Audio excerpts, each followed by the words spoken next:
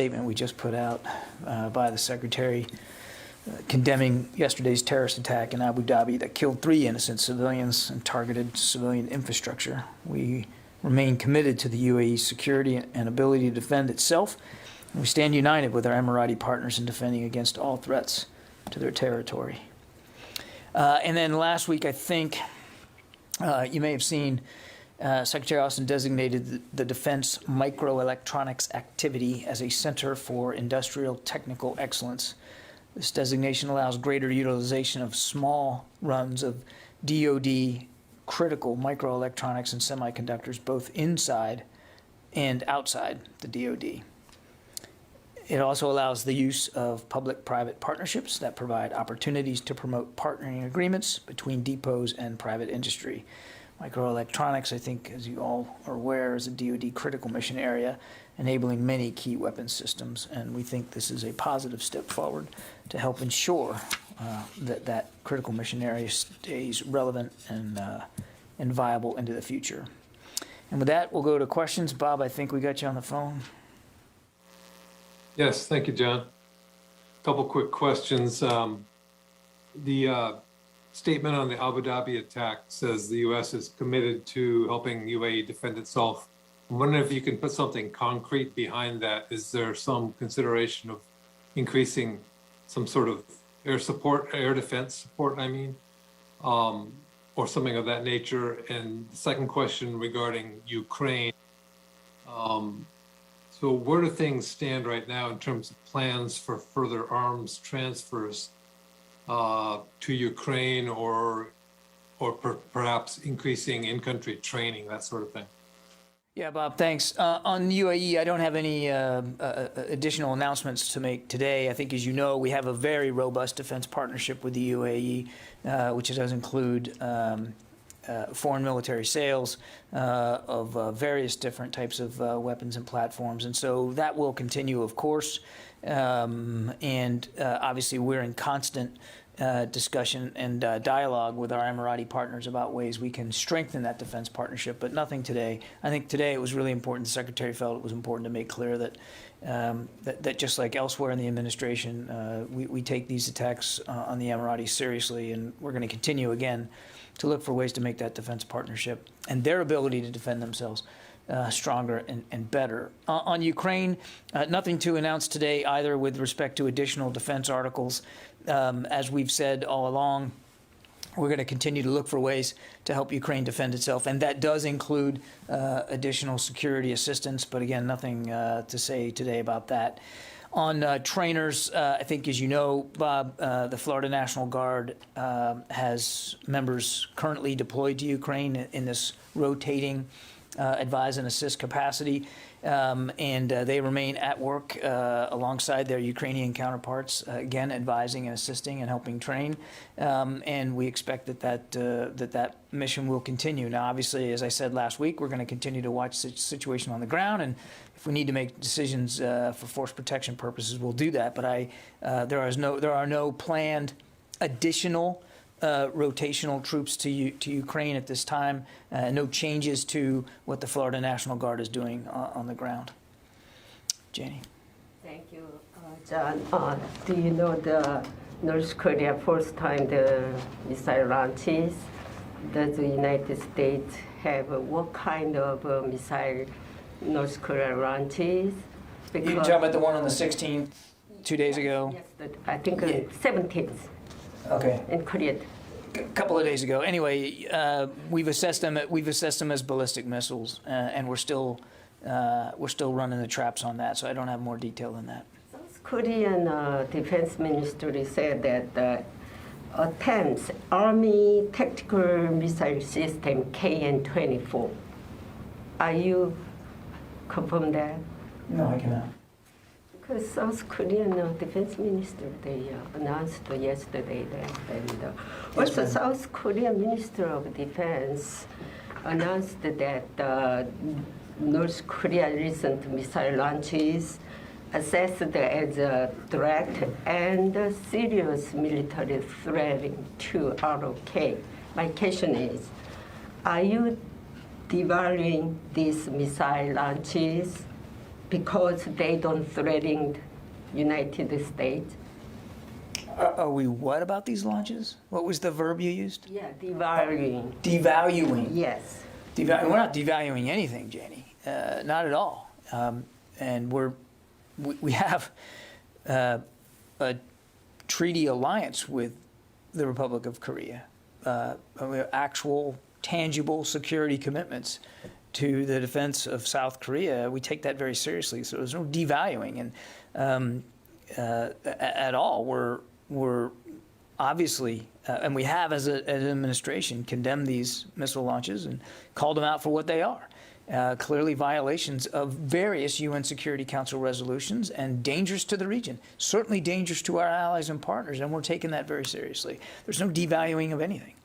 Because Indo-Pacific commander always said that where U.S. is not threatening, so as far as We're not what? Indo-Pacific statement, commander statement about the North Korean missile launches, they said that there's no threatening the United States. So that means our neighbor alliance countries so concerned, so worried about the North Korean missiles. But it seems like if North Korea not threatening the United States, you don't care, right? No, that's not true. That's not true. And I would encourage you to look at the rest of the statement that the Indo-Pacific commander continues to put out in these cases. I mean, he talks about the destabilization to the region and the threat that it poses to allies and partners. In this case, or in that case, he wanted to make clear, I think, to the American people, which they have a right to know if these things are posing a threat to the homeland. But I think you can, again, go back and look at his statements, and he's very clear about the threat that this program continues to pose, not only to our ally in South Korea, but to others of our partners in the region. And we're not, we're continue to take this threat and this improving program of Pyongyang's very, very seriously. Is this missile is interceptable or not? I'm not going to get into any more specifics of our assessment on these individual launches from the podium. I won't do that. Thank you. Pierre? Thank you. Do you assess that the attack yesterday on the United Arab Emirates was a threat to U.S. soldiers and U.S. citizens in the area? It was certainly a threat to our Emirati partners, and that's enough. But we know of no U.S. casualties as a result of this, and we're still taking a look at the attack itself. So it's difficult to say positively that there was no threat to U.S. Personnel or American citizens on the ground. It was clearly designed to go after this particular facility. We understand that the U.S. facilities in the United Arab Emirates and maybe also in Qatar were able to detect the attack. Why is it that nothing has been done to stop it? Again, I'm not going to get into the operational TikTok here, Pierre. We continue to work with our partners in the region to make sure that they have robust enough capabilities to help defend themselves, and that includes the ability for early warning and indications.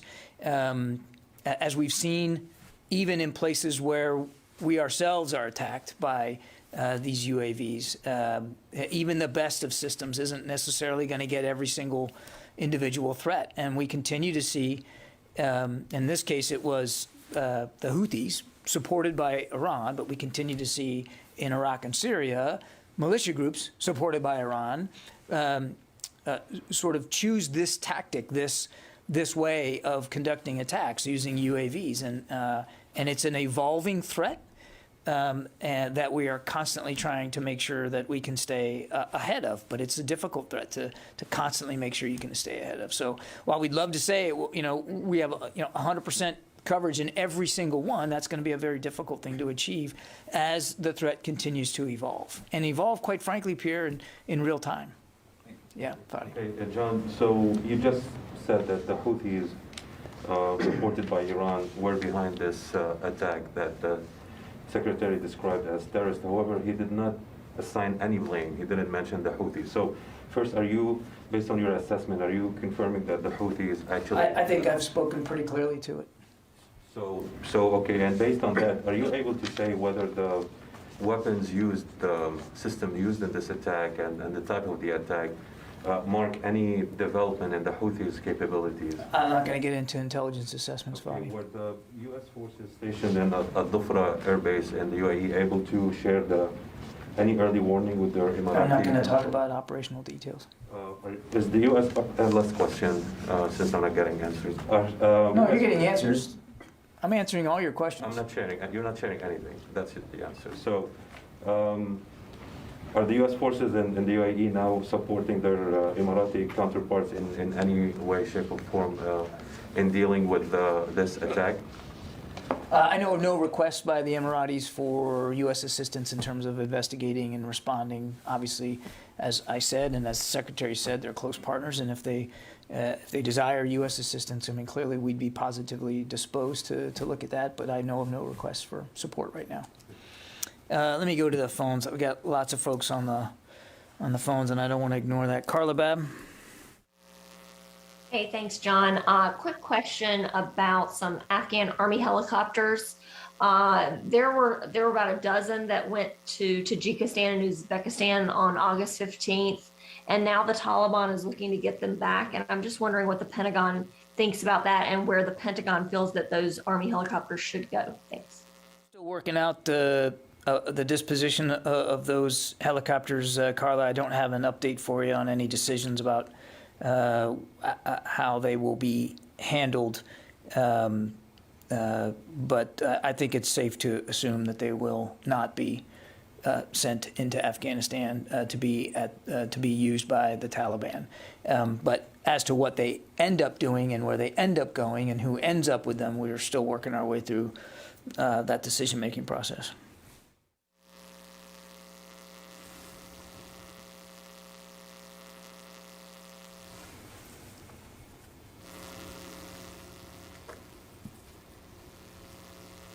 Sylvie, you there? Hello, yes, sorry, I didn't hear you were calling me. The Russians have announced that they are going to start new exercises with Belarus.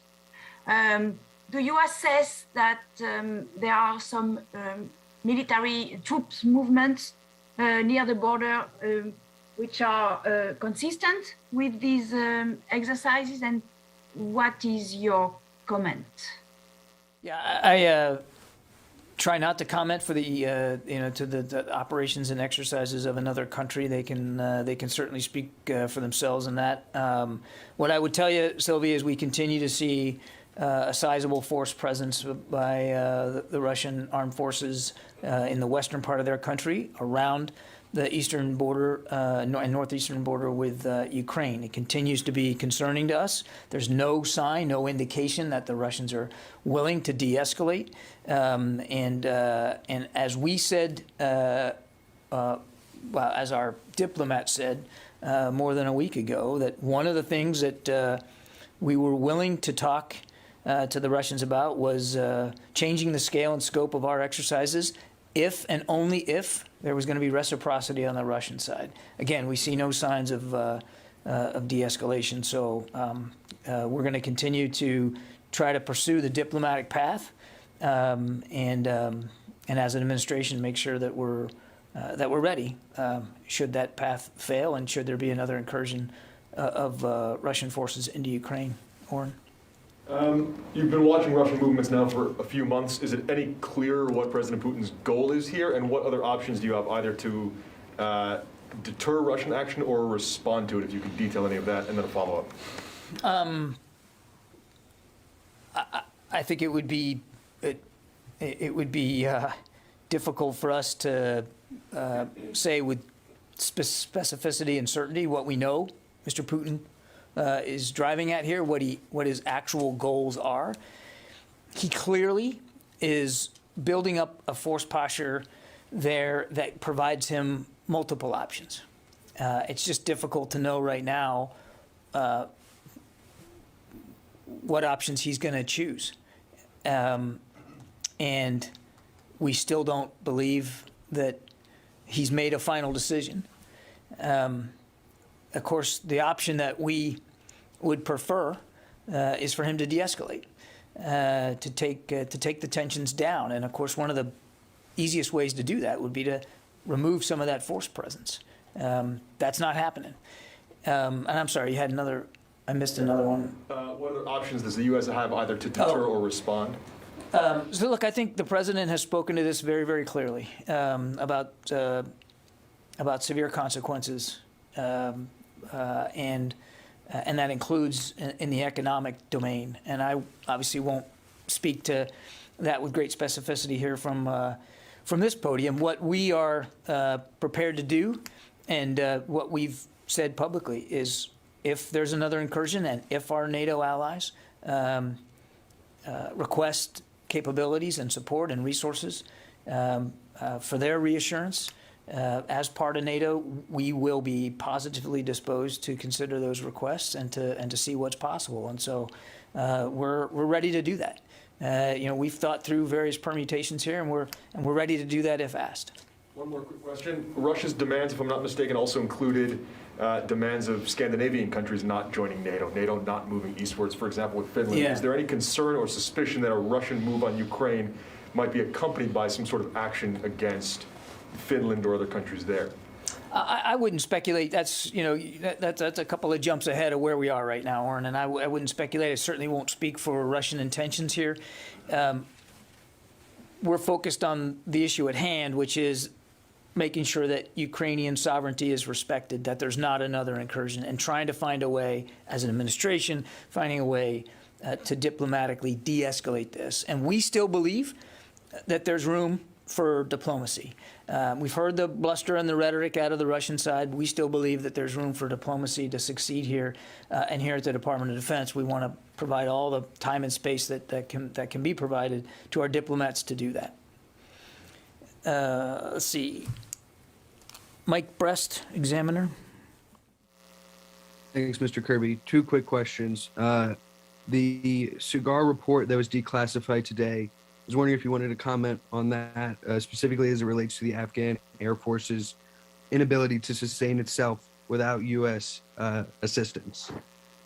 So, I mean, we're aware of the Special Inspector General's recent re-release of a newly declassified report from January 2021 on the status of the Afghan Air Force.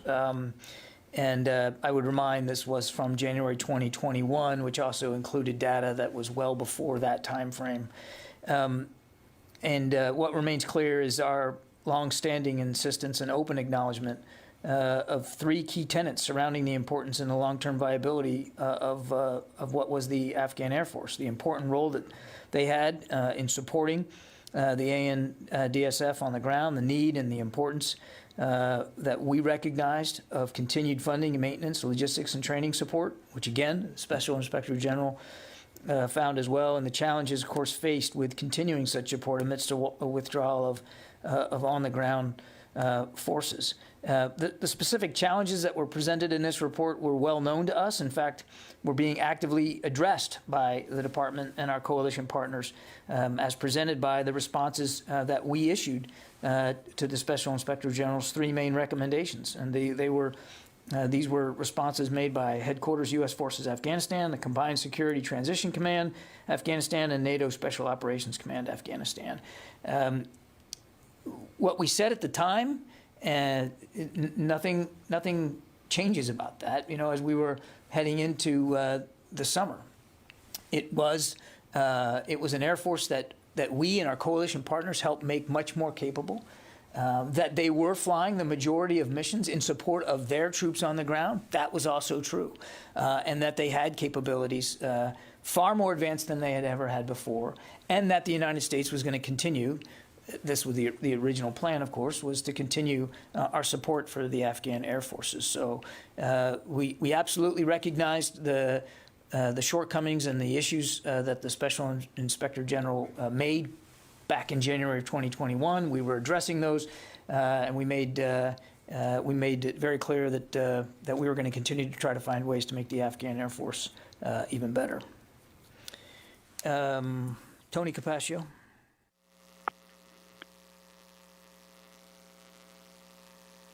Hey, John, thanks. I had two quick questions. One on DoD health issues. Is there a contemplation of going to health condition Delta? And what are the personnel implications if you go to health condition Delta? There's no plan right now to go to Delta, Tony. I don't have a list of the criteria of what Delta would require, but we can certainly get that for you.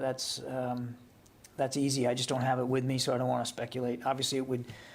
It's more severe, more strict restrictions on people here at the Pentagon. But I'm not aware of any discussion to move from Charlie to Delta at this time. Quick Ukraine question. Last week, a Russian reporter asked Deputy Foreign Minister Sergei Yabkov in an interview that was broadcast on Thursday whether Russia was considering deploying military infrastructure in Venezuela or Cuba. He responded, "I don't want to confirm anything or rule anything out." Question for you. Has DoD or Southcom picked up any indications that Russia intends to move any military hardware to those nations, or that officials of those nations have invited such a move from Russia? Well, I'm not going to speak about intelligence issues here from the podium, Tony, and I'm also not going to respond to Russian bluster about something like that.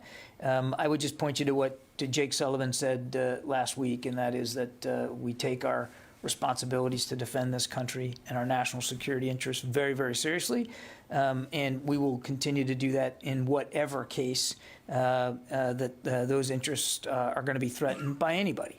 And I think I'd leave it at that. Tara Kopp. Hi, John. Thanks for doing this. One on COVID. With at Force Protection Charlie, what's the guidance for DoD civilians on attending conferences or official travel? Is that all on hold for right now? And then I have one on Ukraine. It's allowed right now, and again, Charlie applies to the Pentagon reservation, so it's not the entire Department of Defense. But the only travel that's permitted is what's considered critical to national security. So, participation in conferences obviously is put on hold, and that applies to everybody, uniformed and civilian alike. Okay, thank you. And then on Ukraine, in your earlier responses, you noted that change is possible if force protection measures make it necessary. Is it also possible that DoD would be withdrawing U.S. troops from Ukraine, or is it just to augment those and guarantee better force protection in case of an incursion?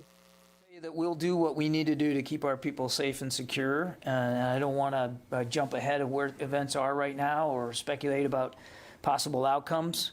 But we will do whatever we need to do to make sure our people are safe and secure. Steve Bynum, military.com.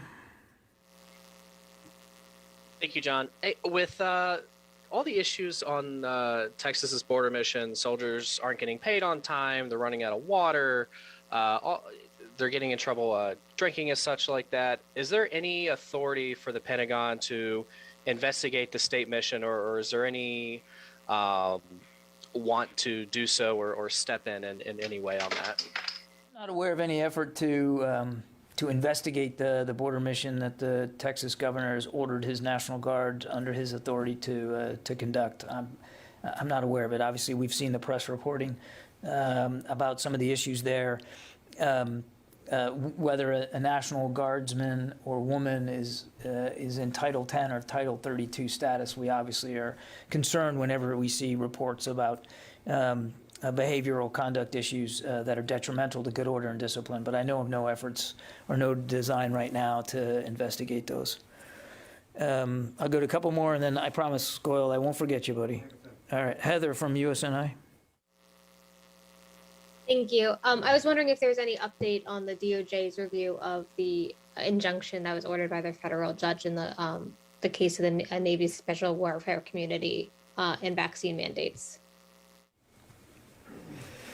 Ellen from Synopsis.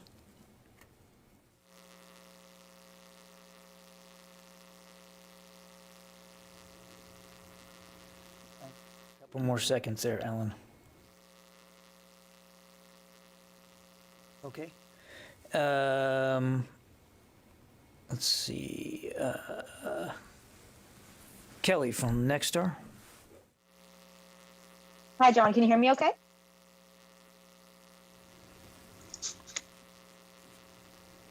Can you hear us okay? Yep, I got you. All right, great. Just an update since Friday regarding the false flag intelligence. Is Russia making any other movements to provoke an invasion? Any kind of intelligence that you're seeing that you could share? Yeah, again, we're mindful of being careful about talking about specific intelligence. I would tell you, again, without getting into too many details, we continue to be mindful of indications that the Russians will look for opportunities for what we call false flags to create the appearance of or an impetus for, a pretext for them to launch an invasion. So what we talked about last week, we still believe is valid, but I simply wouldn't go into more detail than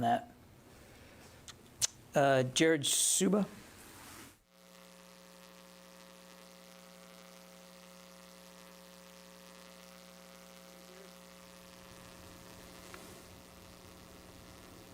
Okay, Jared, we'll come back to you. Go on. Thank you. Two questions, please. One, going back to Texas incident. Pakistan's Prime Minister Imran Khan said that Dr. Siddiqui in Texas federal jail is a political prisoner, and I will do everything in my power to get her out of the country. And he never said that whatever incident took place, British, citizen, of course, background is from Pakistan, but he never said or condemned the issue. My question is, what message you think Secretary have for the terrorists?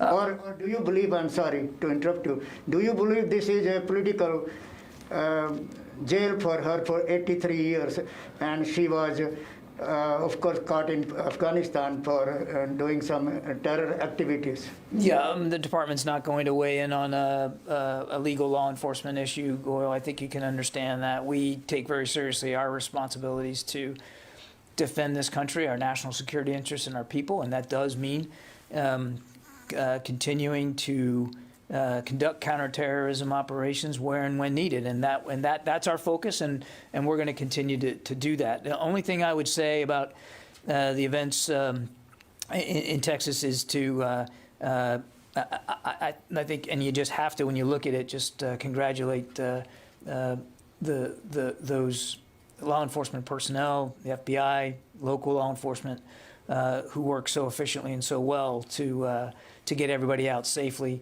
I think that's remarkable, and we obviously extend our thoughts to the community there, as well as specifically the Jewish community. So, but beyond that, I think we'll let the Justice Department speak to this. And John, going back to Afghanistan. Afghanistan's newly Taliban government is seeking recognition from the military and other powers and countries to recognize them. But at the same time, what promise they made, the Taliban government, to the Pentagon and to the global community, they are not holding their promises, and they are still after the innocent women and children and all that sort. But my question is, you think Pentagon is going to recognize them as far as military power is concerned, or military support is concerned? And again, what is the Secretary's message for the Afghan Taliban's as far as supporting terrorism? State recognition is not the purview of the Department of Defense, so I'd refer you to our colleagues at the State Department to speak to that. The Taliban have not been recognized as the official government of Afghanistan. And what we would say is, I think what everybody has said across the administration, that we want to see human rights, civil rights. We want to see the promises made by the Taliban actually delivered in terms of how people are going to be treated in Afghanistan. And separate and distinct from that, here at the department, we're going to stay eyes on to what's going on there. And again, back to my earlier point, we have serious, significant counterterrorism responsibilities. And we have over-the-horizon capabilities that we can avail ourselves of. And we're going to continue to make sure that Afghanistan doesn't serve as a safe haven for an attack on the homeland again. Yeah, sir. Good afternoon, sir. Question on the Africa Sahel. As you know, France is scheduled to wind down its Operation Barkhane counter operation in the Sahel the first quarter of this year, and then gradually draw down troops from about currently 5,000 to 2,500 by next year. So last year, September 2021, Secretary Austin, he had a phone call with France's Armed Force Minister Florence Parly, and he assured her that the Pentagon remains firmly committed to supporting France's counterterrorism mission in the Sahel. So how will France's reducing drastically its amount of troops cut in half impact on the U.S.'s support for this counterterrorism operation? Will they increase their support or pull back? I think it's too soon to tell. I mean, and I certainly would refer to the French Ministry of Defense to speak to their operations and how they're going to conduct them. But nothing will change about our commitment to continue to support France in these efforts. So broadly speaking, that doesn't change. How they change their footprint or their operations is really for them to speak to. But the Secretary was very clear, and we've been consistent. We're going to continue to support them as they need it. And as their needs change, regardless of footprint, and as their needs change, we'll adapt our support to best meet their requirements. And frankly, ours too, because we have a shared security interest in dealing with terrorism threats there in the Sahel. Does that answer your question? Okay, I got to go. Thanks very much. I think I got to everybody on the phone. Yes, I did.